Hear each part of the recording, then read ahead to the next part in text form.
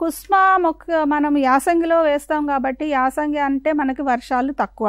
మనం ఖరీఫ్లో వేస్తే మాత్రం వర్షాలు పడతాయి కాబట్టి మనకు వర్షాధారంగా మనం వేసేసుకుంటాం.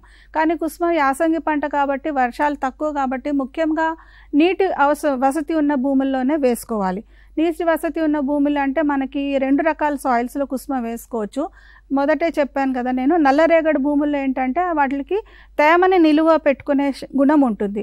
సో తేమని నిలువ పెట్టుకుంటాయి కాబట్టి మనం ఖరీఫ్లో వేసిన పంటకి ఎట్లా నీరు ఉంటుంది కాబట్టి ఆ నీరు మనకి నల్లరేగడి భూముల్లో వేస్తే కుస్మకు ఆ వాటర్ సరిపోతుంది.